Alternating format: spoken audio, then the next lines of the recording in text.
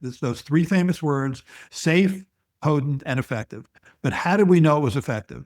We knew it was effective because 36 children were paralyzed in that study, 34 in the placebo group. We knew it was effective because 16 children died of polio in that study, all in the placebo group. Jonas Salk didn't want to do that trial. Those 1.2 million children that were observed on inoculated controls was for him because he could not conscience giving placebo to children in the mid-1950s, knowing that every year there's be 20,000 cases of paralysis and 1,900 deaths. He could not conscience that. And that's why it's the kind of casual cruelty of placebo-controlled trials. And the fact that now they're saying, let's just pull back that vaccine until we do the trial, it's just what you said. There was a case of polio in Rockland County, New York in 2022. That was a 27-year-old man who never left this country. When you get polio and you're paralyzed by polio, remember, only 1 in 200 people are infected or paralyzed. So he was tip of a much bigger iceberg. And when you looked in the wastewater samples of Rockland County or surrounding counties, that virus was there. It's a revertant type 2 strain that's derived from the original oral polio vaccine. And that's the strain that caused the outbreak in Gaza. Lower immunization rates far enough here with polio, and polio comes back. And I just don't think people realize that. We already did, unfortunately, that study again in Gaza. We don't need to repeat it. We know what the answer is. We know what the data is. It's a nonsensical, ill-advised argument. But luckily, there are people that have learned lessons through their own misery. So Senator McConnell has stood up because he's a victim of polio.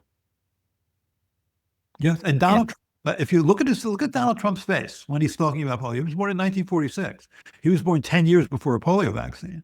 And when you say the word polio to him, you can see it on his face. He says, no, not that vaccine. So I honestly think that the anti-vaccine activists who put this forward stepped on a third rail. This is a very emotional disease for this country. Yeah. In your book, Vaccinated, you describe how church bells, synagogues, they all celebrated when they heard the news from the University of Michigan, and mothers cried throughout America. Yep. Including my mother. I remember that. A lesson never to be forgotten, I think. Why are these anti-vax people even debating polio? We've been given polio, the inactivated, for 24 years, 25 years. It's been around a long time.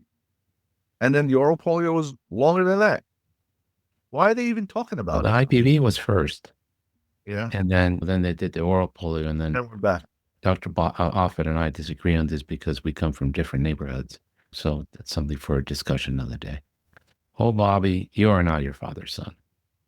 What did Bobby have to do with the death of 80 children in Samoa? In Samoa, right? So there was I think it was around 2017, 2018, there was a nursing error. The measles, mumps, rubella vaccine in Samoa is lyophilized. It's in powdered form. So it needs to be reconstituted in normal saline. These two individual nurses, instead of reconstituting it in normal saline, reconstituted it in a muscle relaxant. They each vaccinated 12-month-old, two separate 12-month-old children, both of whom immediately stopped breathing and died. So RFK Jr. seized on that immediately through Children's Health Defense, through his Facebook page, and just kept saying that the MMR vaccine is killing children in Samoa.